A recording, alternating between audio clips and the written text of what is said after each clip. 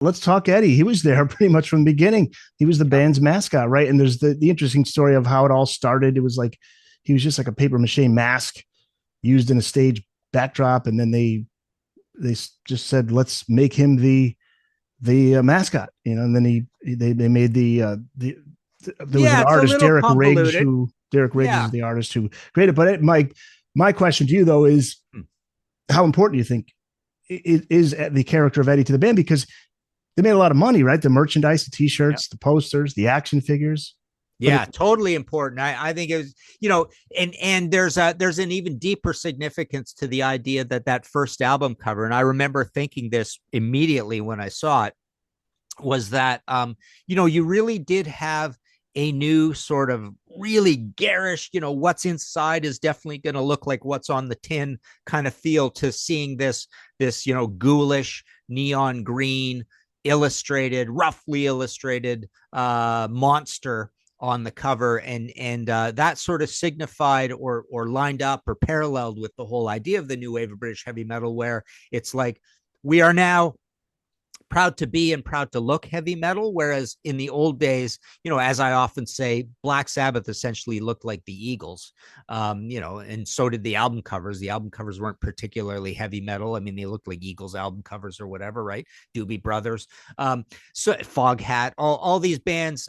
There was no sort of unified heavy metal image, and I think Eddie was one of the great early examples of the fact that we're going to move into cartoony illustration somewhat, right? Tigers of Pantang with Wildcat and Quartz stand up and fight, and you essentially had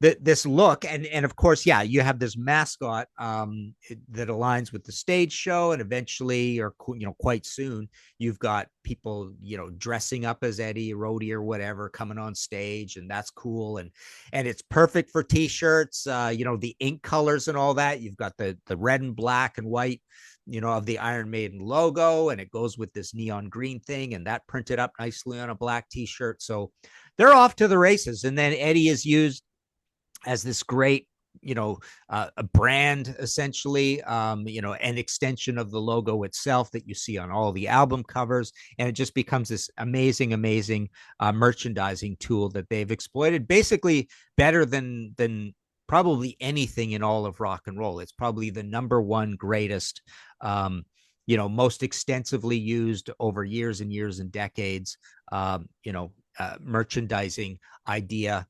I guess rivaled by Kiss, right? well, I was gonna say Kiss, yeah, Basically, yeah. yeah. Kiss and Eddie are probably the two at the top of the food chain. The coolest was the poster. They had a poster. If you had a white door, it worked perfectly. My brother had the poster of Eddie, and it looked like he's coming through the door. So if Oh you had a yeah, white door, it was a white poster, and it was so yeah, cool, so cool. And then you had me looking at the Women in Uniform single. That's when you see him, like you right, in all his glory. That was released around Halloween 1980, and that's he's that green, like I said, like almost like he's glowing in green. It's the yeah. full head to toe Eddie. Yeah, Derek played kind of loose and fast with him, right? I mean, essentially, that first Eddie was like a pre-existing piece of artwork, and it was actually based on like a literal shrunken head that was stuck on a tank in, I think, the Vietnam War. Is where Derek came up with that. But the first Eddie looked much different when you got to the second official Eddie. I say official on an album cover Eddie on Killers. And then Eddie kind of looked different again on Number of the Beast. So Derek wasn't being all that precise in getting the personality of that face to match Eddie to Eddie. But the other cool thing that he started doing is he started having things done to Eddie, where he's getting the lobotomy on Peace of Mind, and then he's kind of like this disembodied spiritual thing on Seventh Son, and you got the futuristic. So the futuristic Eddie on Somewhere in Time is still the lobotomy Eddie. So Derek had this kind of neat idea that Eddie, he might look like a scary monster, but he's sort of part fan as well, and he's part of the fan base, and you can imagine him being in the pit.